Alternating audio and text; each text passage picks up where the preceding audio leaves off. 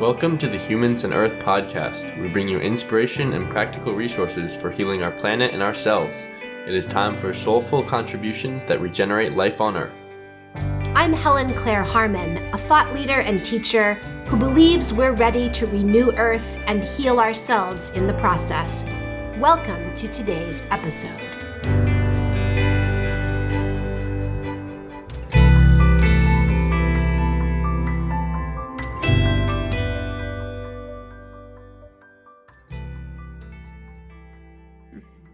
Welcome back to the Humans and Earth podcast.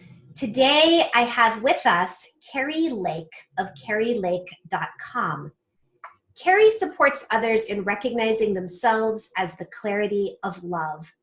Whether working with individuals or facilitating groups, she assists people to generate a way of being that honors their heart and brightens their world. Kerri has a degree in animal science and also collaborates with animals as well as people. Her podcast is Animals of a New Earth.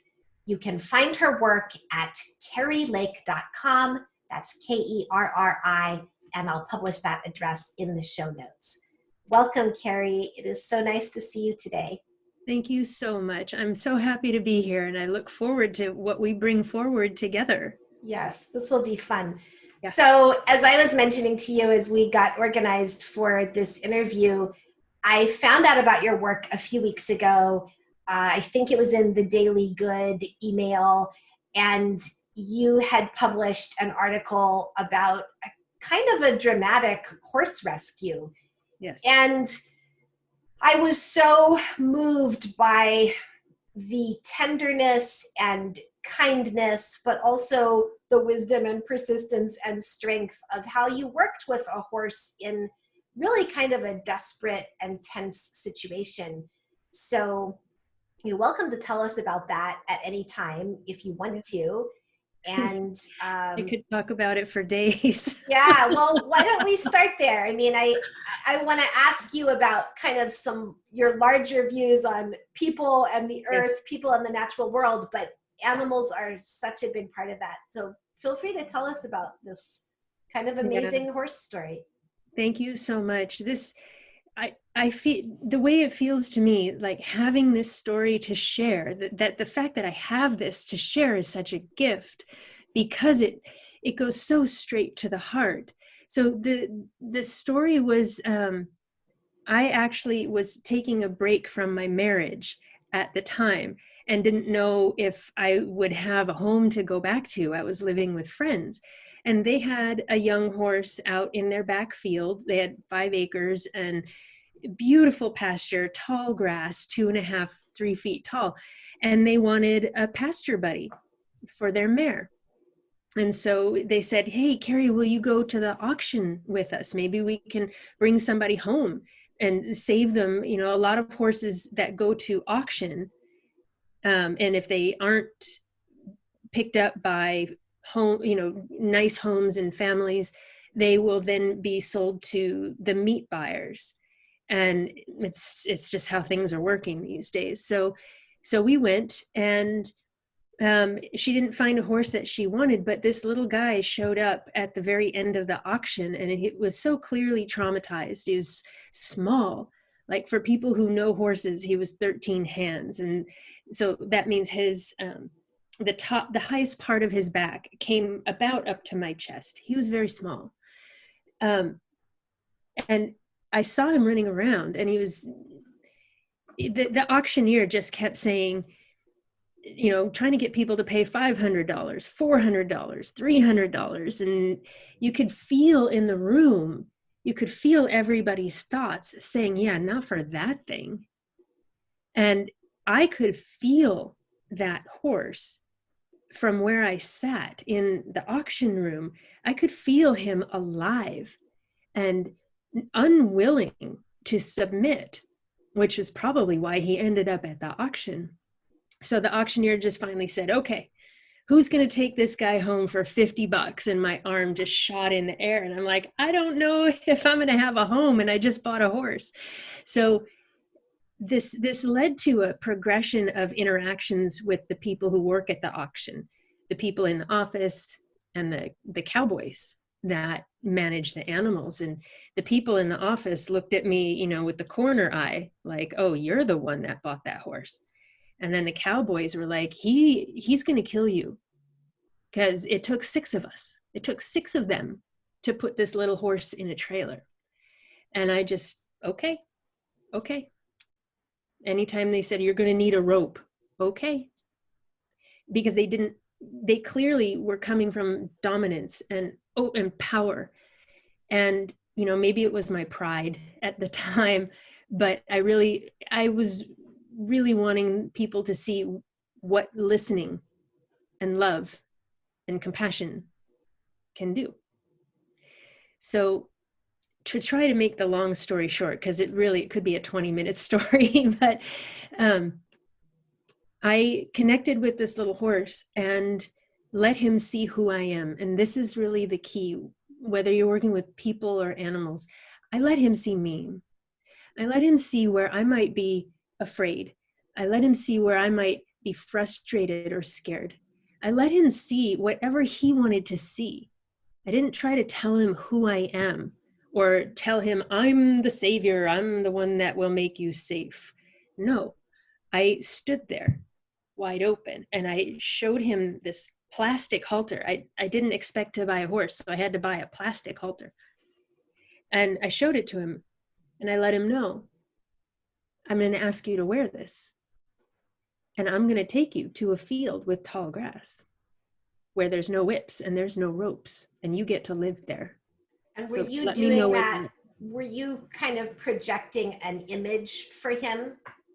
It was projecting, yes. And there are subtleties and fine tunings to this, but what it is putting the pictures in your mind that feel true, right? I have my own experience of standing in that field. And so I recall how it feels to be in that field, and then I let the pictures match the feeling. Right. And then that just broadcasts. Like so you're actually kind of sharing an experience with him of peace and the sunlight and yeah. Exactly. And the absence of conflict that we're taking him to, right? So I shared all of that with him, and at some, and literally there were cowboys like behind the pillars watching and waiting for me to die. It was very satisfying, honestly. And so at some point, this little horse, he let me know he was ready. You know, his eye was clear the whole time. He never submitted. He never, you know, just went away and said, fine, do whatever you want. His eye was bright the whole time. But when he understood and he told me he was ready, he just gave me his ear. That was the whole communication, one ear. And then he exhaled. And that was him saying, I hear you. Okay, and I could feel him sharing his experience with me. It felt scared. It felt unsure. It felt sad and alone. Right? So my part was to not go into any pity for him, right? But to simply say, I hear you. Let's go. And I walked straight up to him, put the halter gently on his head, and I told him, thank you. Thank you.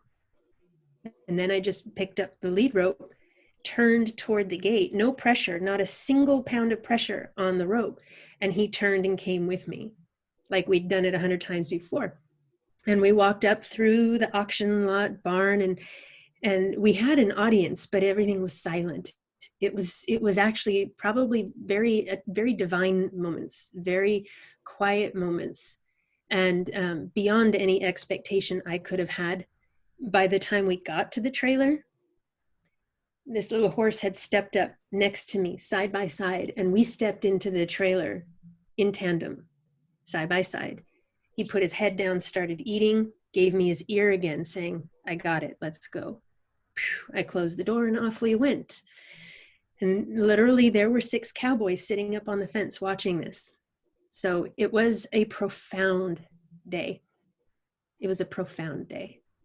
And you created a partnership with him that recognized his sovereignty as a being Yes. rather than taking the dominance approach. And, I feel like we could spend the whole interview talking just about that, right? Because you and I know, and I think most of our listeners know, there are a lot of ways to express the kernel or the key or the heart of what we need to do on this planet right now and in coming generations.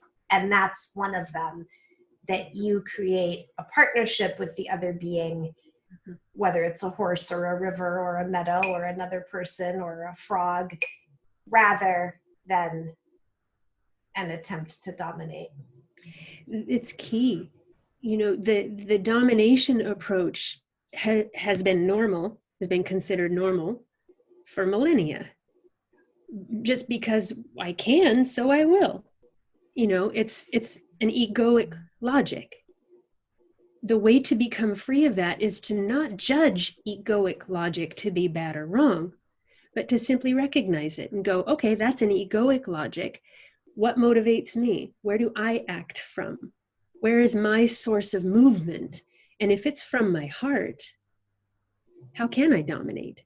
Because the heart, if anything, before you even make one move, the heart is going to bring you so much information about how to complement the situation rather than exert force or exert the assertion that something should be better than it is.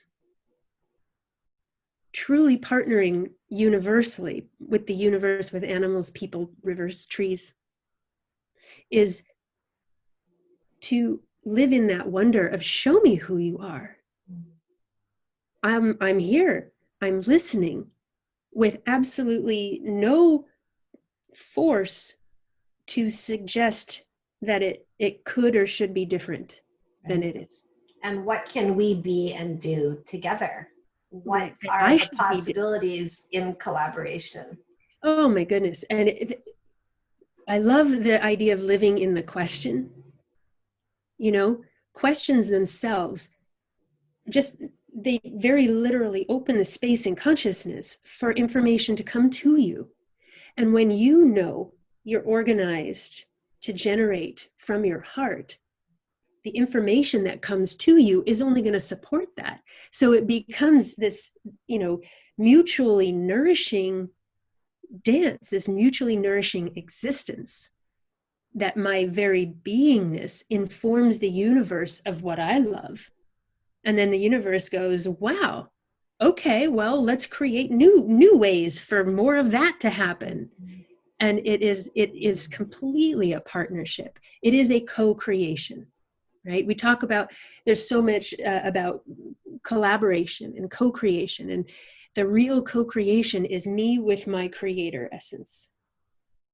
Creation requires my experience for feedback. Mm-hmm. That's the beautiful reason we have these instruments of physicality, to provide feedback, experience enjoyment for sure. But that enjoyment is feedback to creation that says, oh, that's what's going on. All right, well, creation doesn't even exert dominance, does it? Creation says, as you wish, beloved. And it's my part to recognize how I'm organized, my aspect of creator. Like, there's the magic, having my aspect of creator organized for awareness of my experience, in full knowledge that that's co-creating with all that is. It's so much fun. So I want to ask you more about that, but I feel like I have to ask, so did the horse stay in the meadow? How long ago was this? Is he still with you? Is he with your friends? Yeah, this was long ago. This was about 1999, somewhere around there.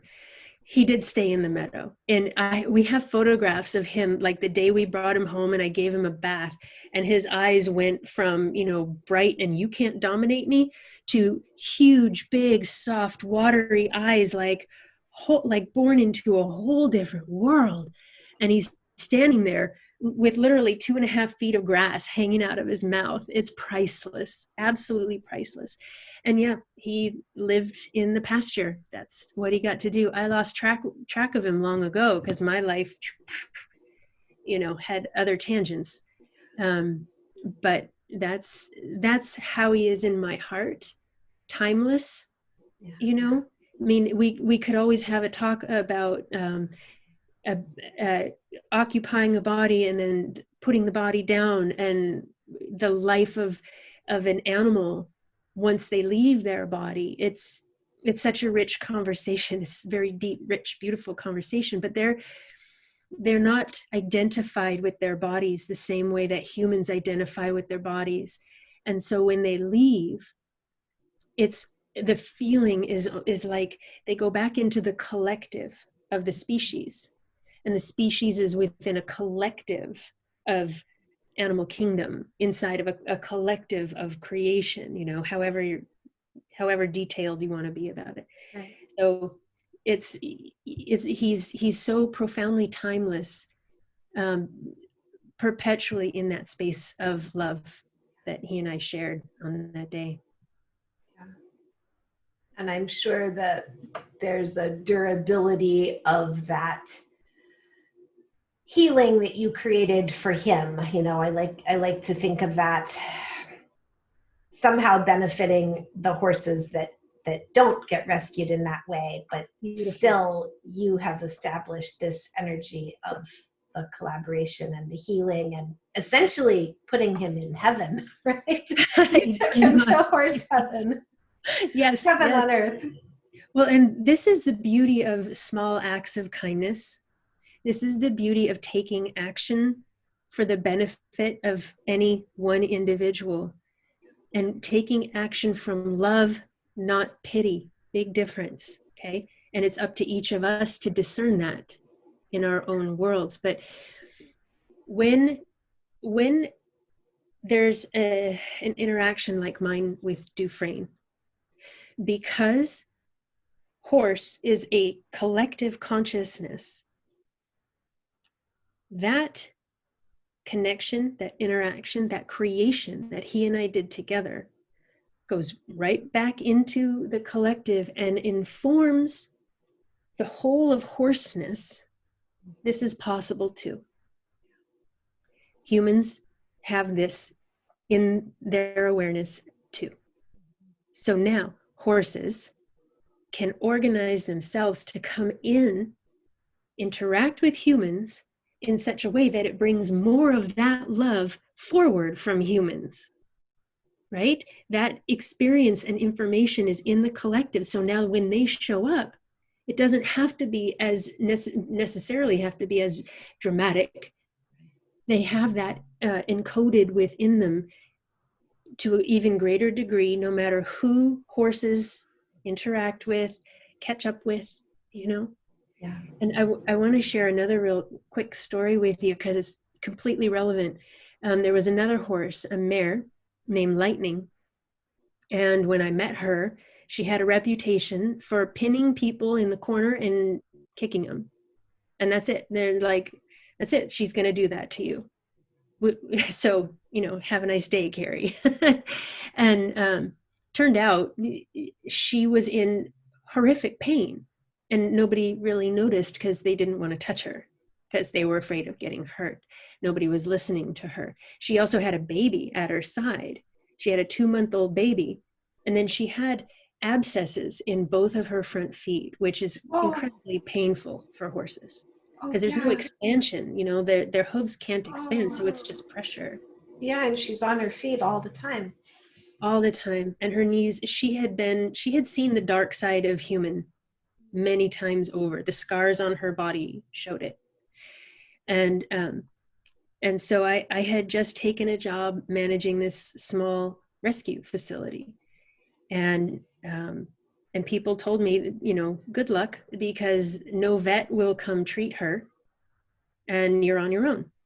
But I needed help. I needed help sedating her so that we can take care of her feet. I can do the injections, but I don't have the sedative. So I don't know how I did it. I have no idea how it happened, but, I did find a vet who came out to help. And that started the journey of healing. And after 2 or 3 months, we had her hooves. The pain was relieved in her hooves. She was doing better. I could touch her. I could be next to her. And eventually we were able to wean her baby. So it was just her. And I had her out in the barn one day. And, we had been working very intimately for a number of months at this point. And she was standing in the barn, and I had her, I was working on one of her hind feet, trimming her foot. And while I was down there on the ground, I didn't even ask her to lift it. She was just resting it on the ground. While I was down there, I didn't feel anything weird or anything odd. I'm just doing my thing. And all of a sudden she launched me across the barn. Like here's my body, and her leg just pushed me across the barn. And I was my mind was blown. Like, there I am sitting on my butt, looking at her, going, what the hell was that? And of course I was hurt. I felt hurt. I felt confused. That was it mostly. I didn't really feel scared, It was just like, wow, where did that come from? And so I just started crying. And I just said, you know what? I'm going to let her see everything that I feel. And I'm just going to let myself feel all of it. And I held nothing back. I didn't blame her. This wasn't punishing her by feeling myself. It was just being transparent, not holding myself back. And I just sobbed and sobbed and sobbed. And when I finally lifted my head and I looked up at her just to see what was going on, she's just looking at me, like studying me. And I felt her recognition, her realization while she was watching me. She's like, people feel?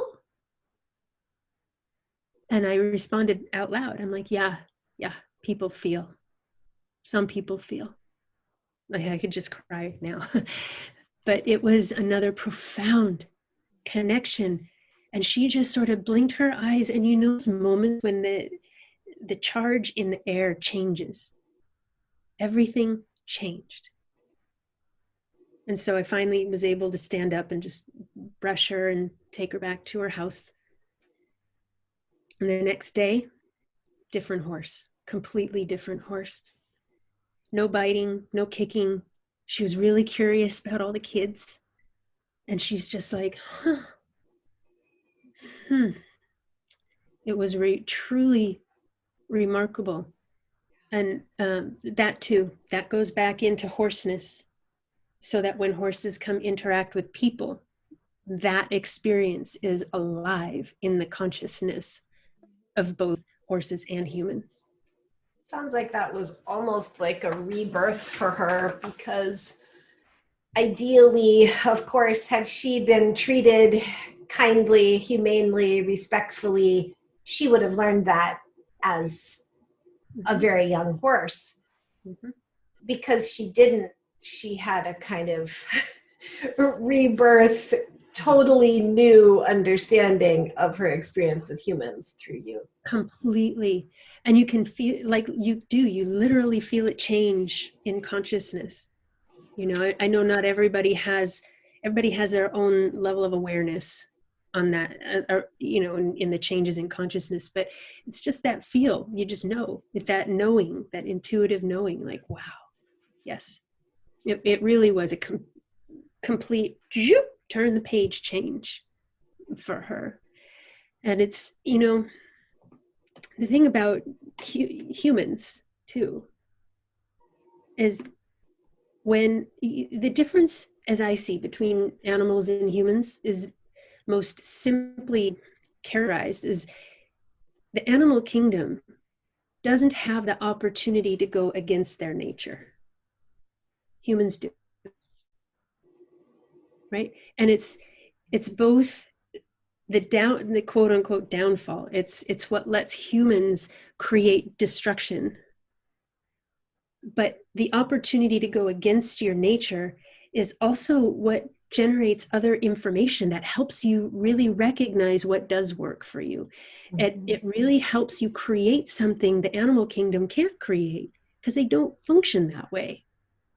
Our creation, our creator capacity, the gift in that is that freedom to go against yourself if you like.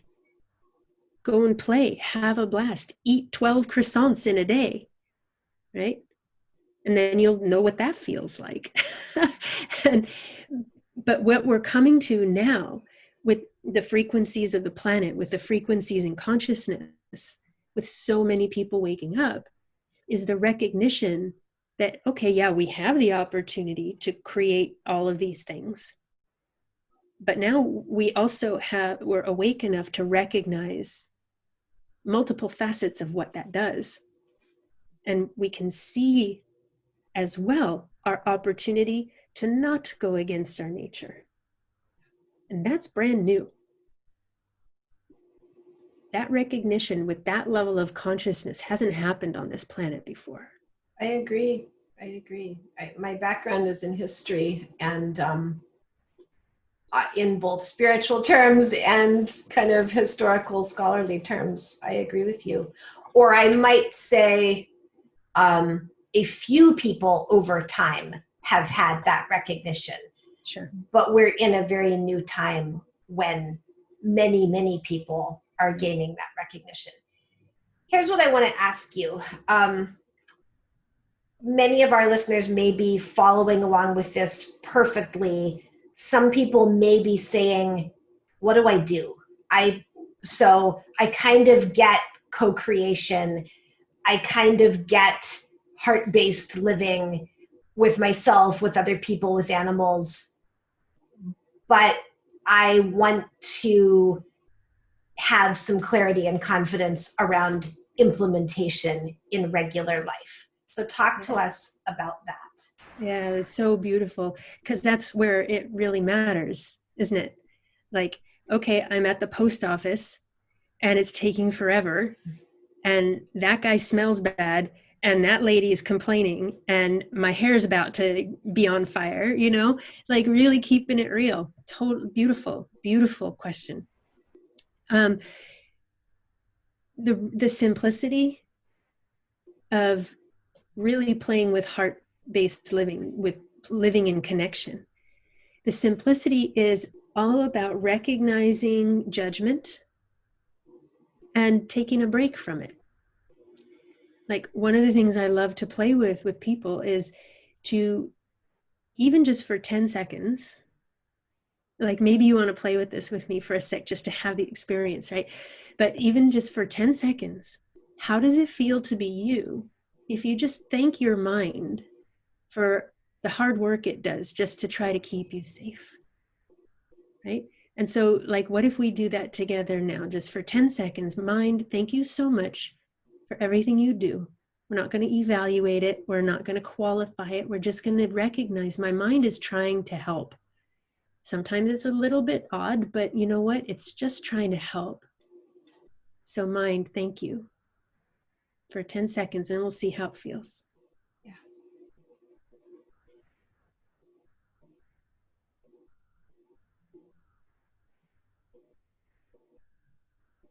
Just 3 more seconds. So what was that like for you? It opens up a lot of space, I think.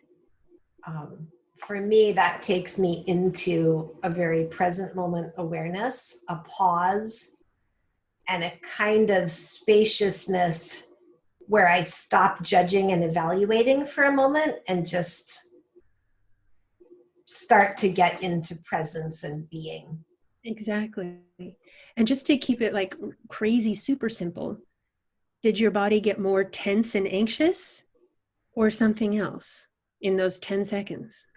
More relaxed. Right. Yeah. Right. And that right there is an entire feedback loop that communicates to all of creation, all is well. Yeah.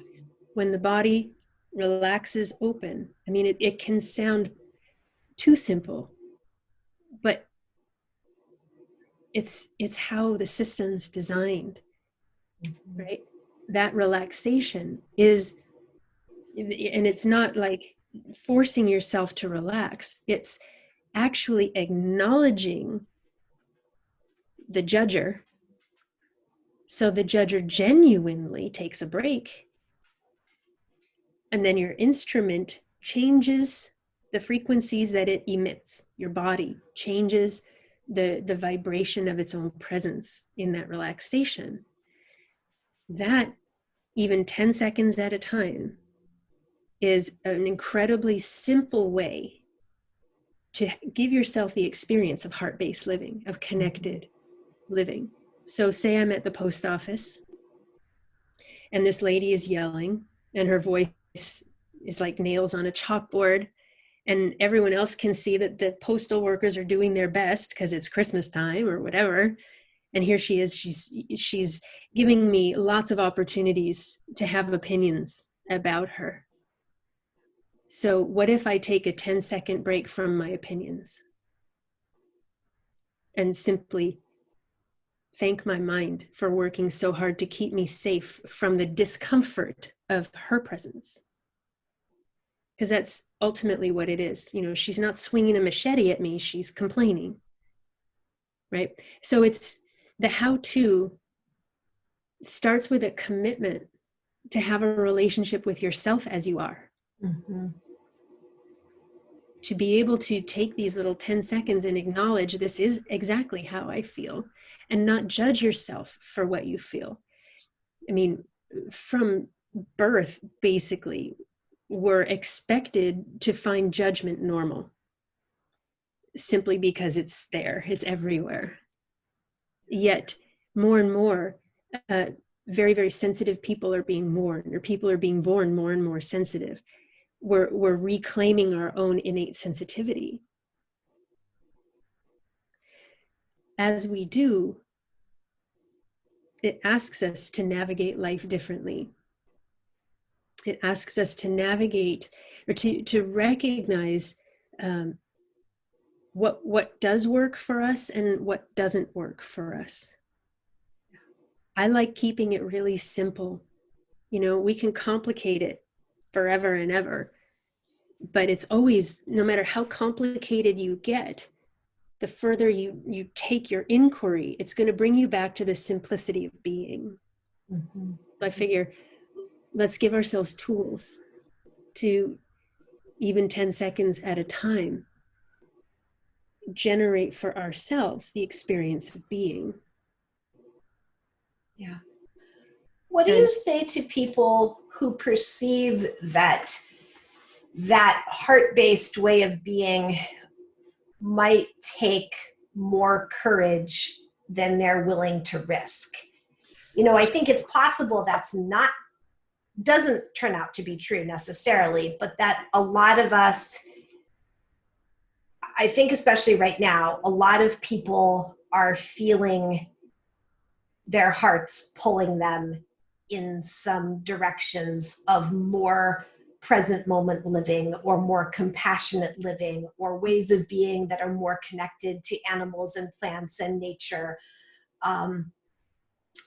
But my sense is a lot of people can feel wary, suspicious, concerned that way of living is going to destabilize their lives, you know, require a lot of courage. And so I think this is really important to me right now, because with my interest in supporting people to heal our relationship with the earth and to regenerate the planet and human well-being, we have to have this courage, or again, maybe it's not courage, maybe it's just willingness, maybe it's just one moment at a time.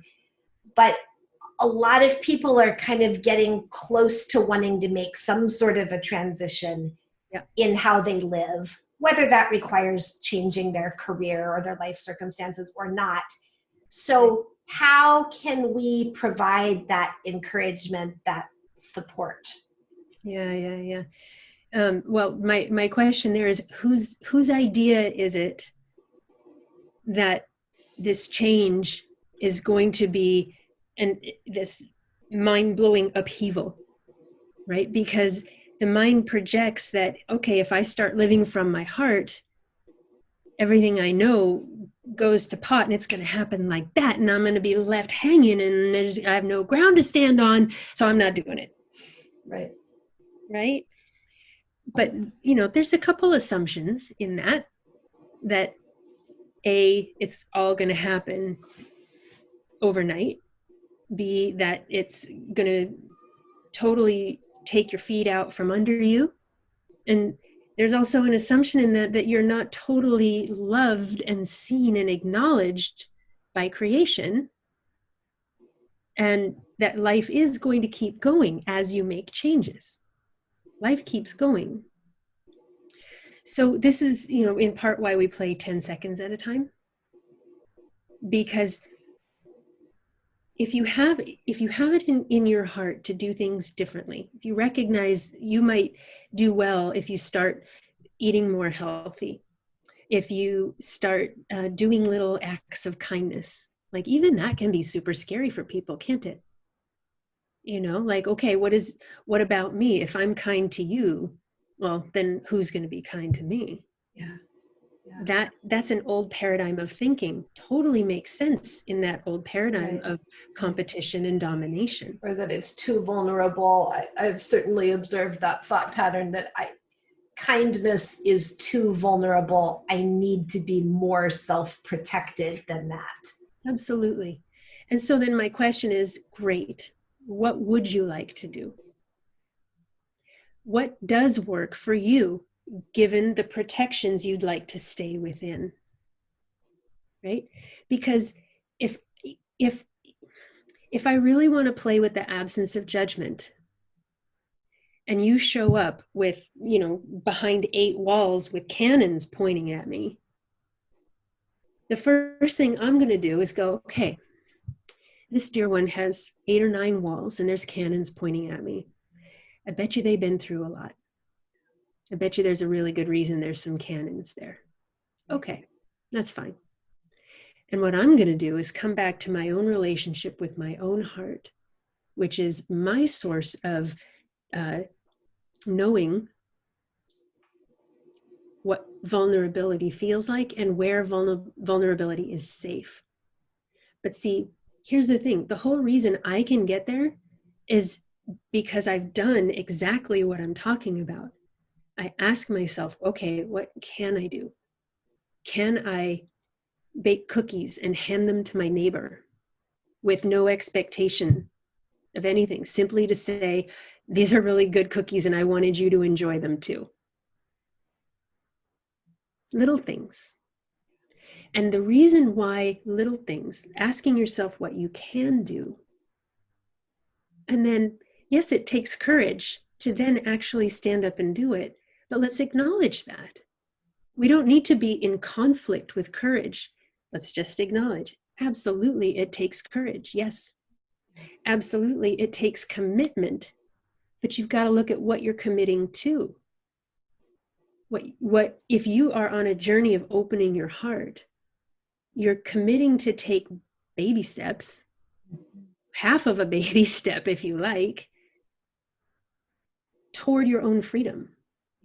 Yeah. And toward a way of life that can be so amazing, right? I mean, one of my interests is encouraging people to think about what happens when we start treating the planet better, when we start treating the animals and the water and the air better.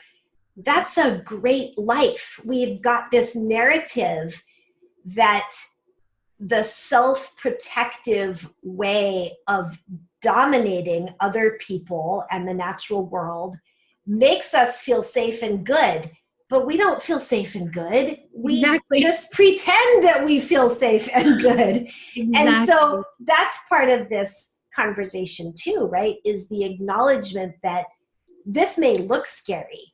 A more heart-based, vulnerable, open way of living in which maybe you as an individual and we as a collective start resolving and dropping our layers of trauma, that may look intimidating, but what if that's bliss? What if that's the heaven on earth that is kind of close if we just keep going? Yes. Well, and it's actually already happening everywhere, right? But it matters what you're available to see, right? Having a heaven on earth, living in a state of being where you feel good, even if things are uncomfortable, it doesn't change that you're full of love and you feel rich and you feel nourished and like, oh, that's uncomfortable. Okay, let's handle it, right? How unfamiliar is that on this planet? It's very unfamiliar. And so the main reason why stepping into kindness and compassion and vulnerability and creating life differently, the reason why that feels scary is because it's unfamiliar and it's not controllable. Humanity has been controlled and in control for millennia. We've been sold a narrative that is safety. Exactly. Yes. And like you said, and it's actually a form of imprisonment and enslavement to the repetitive thinking that I'm not safe. Right? Like if a person, that's why fear is brought into politics and corporate stuff and marketing, and like, oh, you better be careful if you don't have 30 rolls of toilet paper stocked up in, oh my God, what's going to happen to you if you don't have 60 rolls of toilet paper? Or we can't afford to take care of the environment, we'll wreck the economy. It's a perfect example, right? I can't stand that narrative because it's been so dominating, and we are ready to outgrow this narrative. Absolutely. And so here's the ironic part.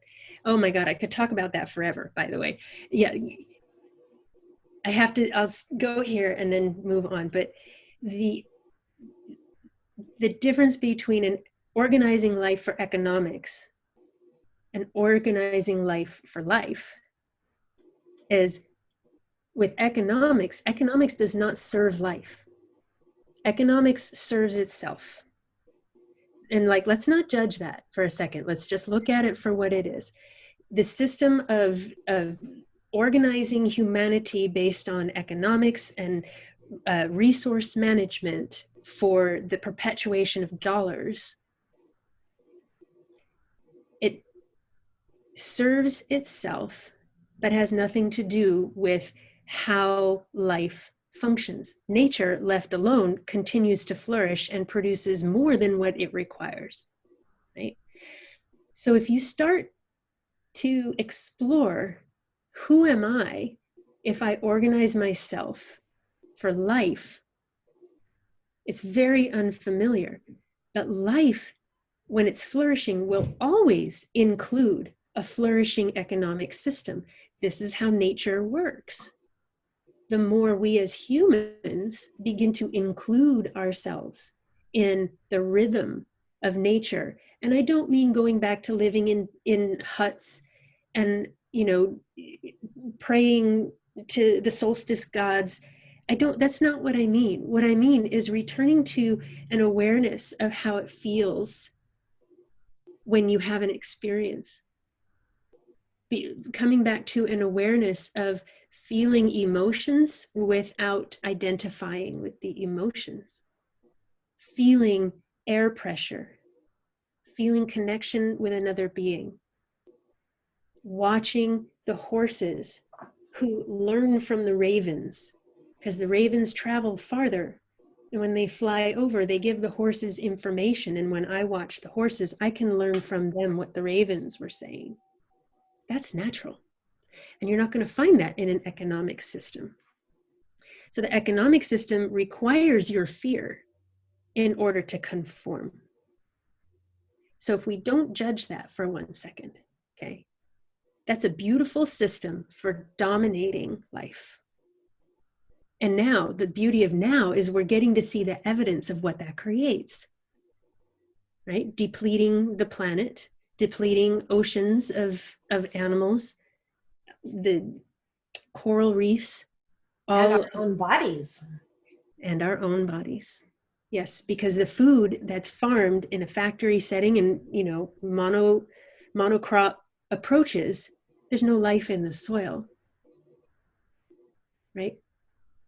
And so the soil can't give nourishment to the plants that are then processed and fed to humans. And humans, because it happens slowly, and because there isn't an education for intuitive knowledge, intuitive connection, there isn't a ready education for that. Humans stay over here in the fear-based economic system, thinking that this is normal and fearing anything other than that. So we'll just take a moment and not judge that and just go, oh, that's how that works. Mm-hmm. It was an attempt at survival and thriving. It was an attempt that we made. Right. And so revitalizing, changing the way of being human. See, to me, that's what it looks like. It's creating a new way of being human. It's not about saving the planet. It's not about saving the animals. The planet has gone through profound ice ages, and even humankind, they just went underground for those years. And then humankind still exists and it just needs to be recreated. What we're doing at this time is saying, okay, you know what? We can see the destruction in a way we've never been able to see it before. But this whole idea of not doing that, that's brand new. How do we do it? And it is the connection with our hearts that is the answer to how do we do it. And that is not logical to an economic organized system. But it is the way life works. And it's the way life works for the planet. It's the way life works for the animal kingdom. And the sky, the clouds, the moisture on the planet, for all of the microbiology that keeps everything going, right? Love is the space within which all this happens. Love is the movement of energy that lets communication happen between all these facets. This is just uncommon language. It's uncommon concepts as yet. It's new stuff, new ways to talk, right? Because it really does suppose that I might be able to live without having to prove that I deserve to exist. Yeah, and that our own comfort and discomfort at a heart-based level is actually a wise guide, right? Yes. I think our 20th century story was, oh, there's air pollution and our water and soil are full of agricultural chemicals. That doesn't feel good, but what can we do? Totally, yeah. We're changing to realizing I feel terrible when I think about that. I feel terrible when I'm aware of the devastation we've created on the planet and for our own bodies and minds.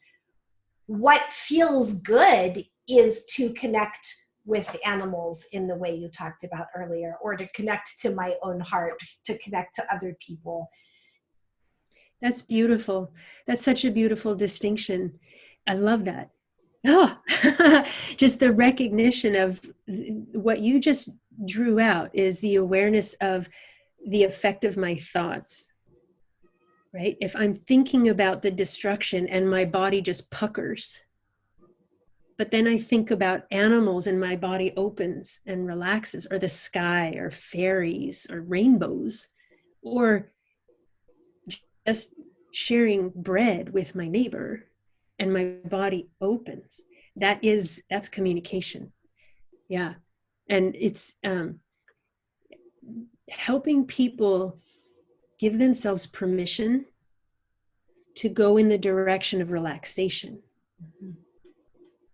People require permission because we've been so conditioned that we can't move without permission. So, okay. And that things should be hard, and that discomfort is just, well, what can you do? That's how it is. Soldier on. Oh my God, right. Just suck it up. Like all of you veterans that have PTSD, get over it. It was a war. What do you expect it to be? I mean, that's brutal. Brutal upon brutal upon brutal. And that's what the system had created. It is far from the approach of the heart. The approach of the heart is never going to judge you or blame you for how you feel. Right? That's why having little bits of practice, experiencing the absence of judgment, goes a very long way.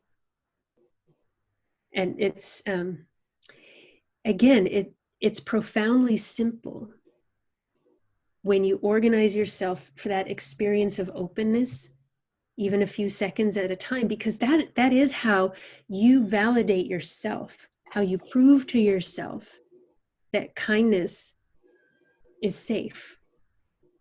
Is you offer yourself those experiences very consciously. I'm going to go hand this dish of cookies and expect nothing in return. And then I'm going to just take 10 minutes, 10 seconds, and be aware of what that felt like and not judge it. Maybe you feel anxiety. Okay, I felt anxiety. But did anybody come chasing me with a machete for sharing cookies? Did I lose my life savings when I shared those cookies? Did I lose my job when I shared those cookies? Like, this is very real. Like, be very real. Honor the scared parts. Yeah. And taking little steps like that, the point of it is to give yourself a new experience. Yeah, I love that exercise, because I do talk to people who really want to contribute goodness and kindness to the world, but they are genuinely scared about what the consequences might be for them. Will I lose my opportunity to advance, to prosper, to have a nice house and vacations? Maybe I'd better take this route that the culture tells me is safer, of being very armored and doing something that dominates other beings, whether human or plants or animals. So I really appreciate the real applicability of what you're offering, because we have to get over those fears if yes. we're going to live in a way that allows well-being for everyone. Well, and what I love is the more purity that you can bring to honor those fears without judging them, that's going to be your greatest and fastest route to transcending them. To be able to say, I'm afraid of losing my home and my ability to take vacations, so I don't want to give up my job. Okay, how cool is it that you know that? So then my question is, when you go to that job, can you bring your full heart to it? If your job is to go dominate and cut down rainforests, but some part of you says, oh man, I got to do this because it supports my life in the way that's familiar, but something just doesn't feel right, then can you just go to your job and you do your job to the very best of your ability, and at the same time acknowledge part of you starting to see things differently? You don't have to say one's better than the other. You don't have to whip yourself to choose one or the other. Polarity is an economic, dualistic approach. Life has no straight lines. Life has no edges. Life is these movements of harmony that have pockets of disharmony. But the harmony is so great that these pockets also start moving and find their way back to harmony anyway. As a human with a thinker, with all these thinkings that we're doing, we can be the source of lots of little disharmonies. the way to welcome harmony back into your life is just acknowledge, oh, look at that. I'm being mean to myself. You know what, mind? Thank you for trying to keep me motivated. I know a lot of people, I talk to a lot of people too, who they only know how to be motivated if someone is being mean to them. You know, if they're, you know, the self-judgments, all the self-talk, all the destructive, like, oh my God, you're a pile of duty because. And it's so unfamiliar and it's so simple, but so unfamiliar that truly all of life just wants to acknowledge, there you are, what can we do for you? So unfamiliar. I grew up feeling and being taught and prompted to defend my right to exist, to defend my right to enjoy. Hello! Oh my gosh. But she might like to join us. This is Stella. Kisses on her head. Yeah. I think so many of us have that feeling, you know, like, prove to me I should spend my money on you. Right. And then you're powerless. And now you're running and just in hopes that somebody wants to give you what you need to live. And that's not nature. Nature's not about survival of the fittest. It's a language. It's a bit of language that's been used a lot. Nature is about the perpetuation of life. And when I stop trying to prove that I deserve to exist, that's when I'm available to see just how supported that I am. And it just takes experience because it's so new.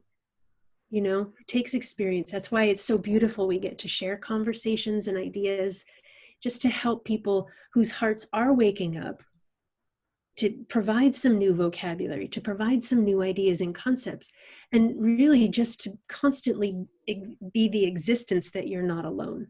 You're really not alone. None of us is and alone. that it's okay to explore this territory. Yeah.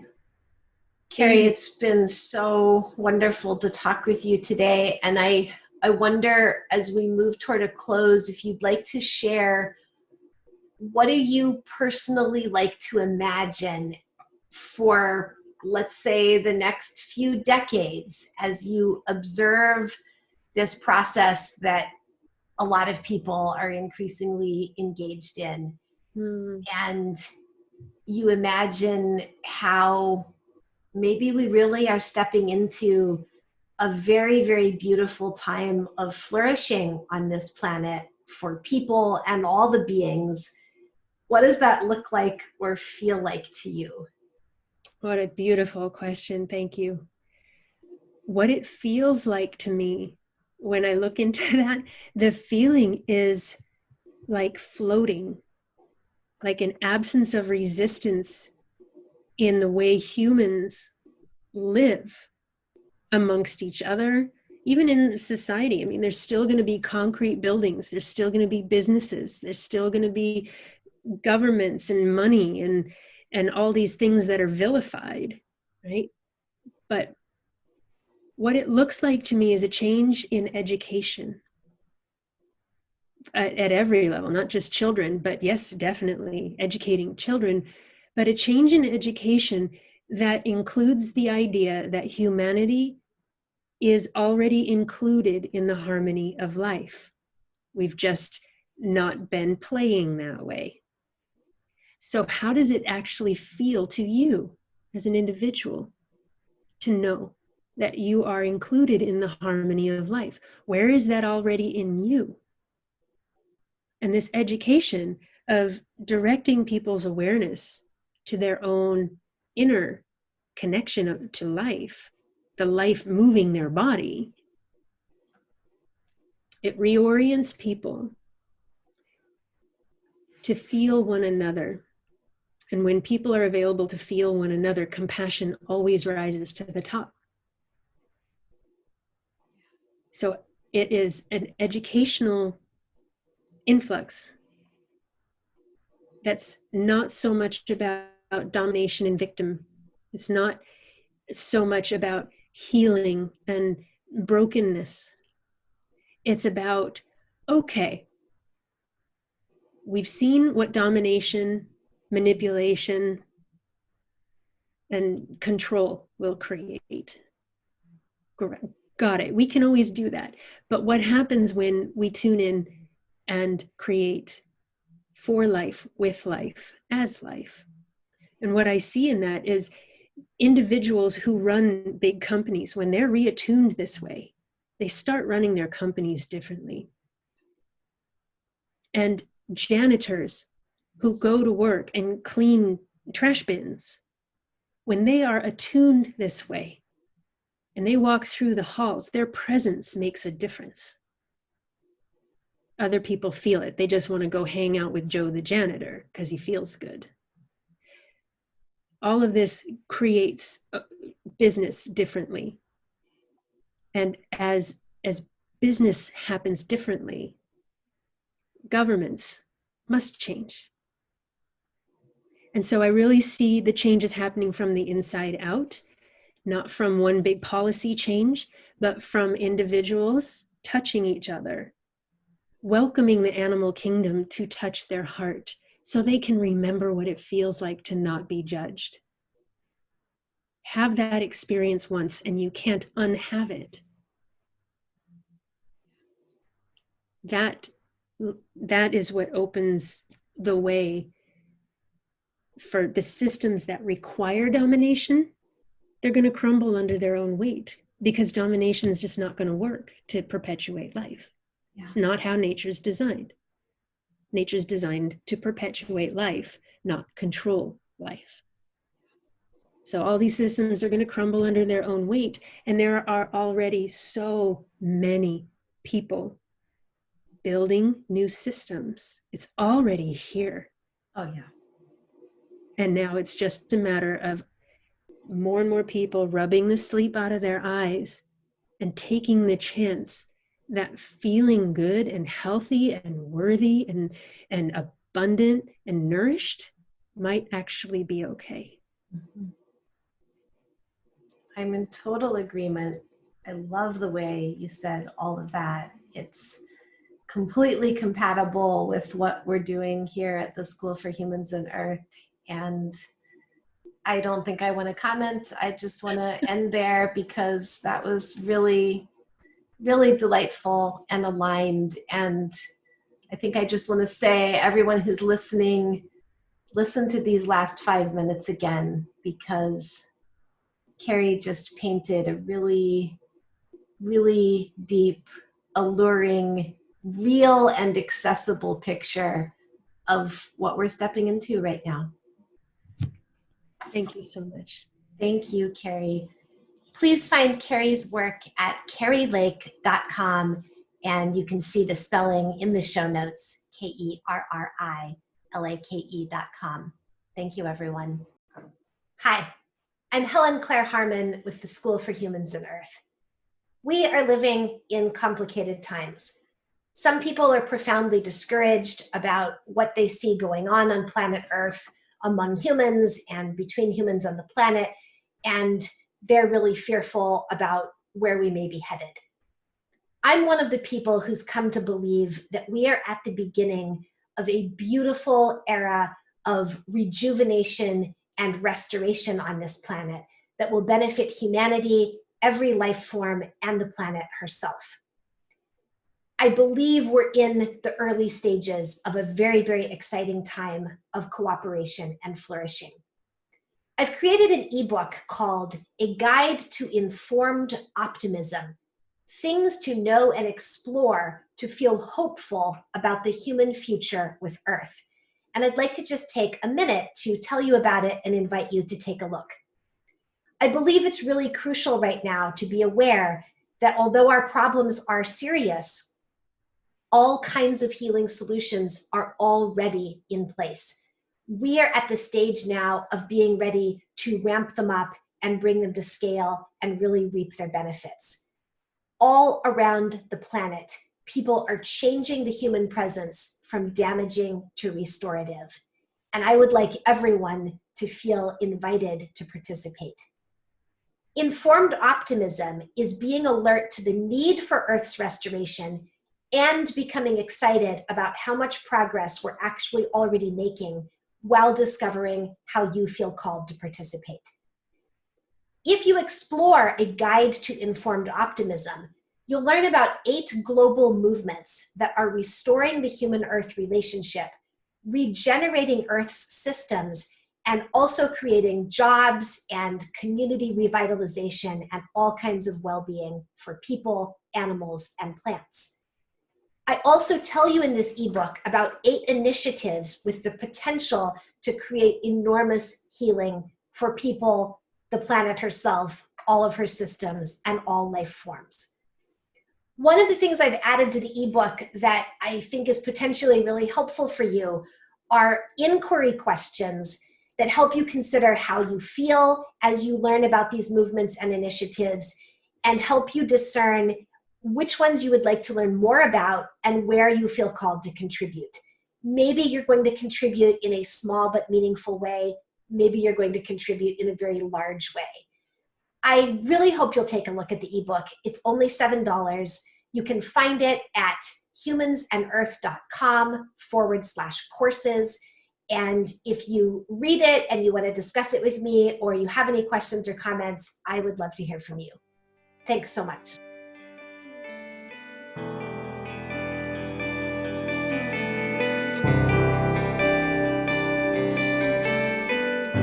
Thank you for listening to Humans and Earth. Please share this episode to broaden engagement in the regeneration our world needs. You'll find social media links in the show notes. To explore our other offerings, visit www.humansandearth.com.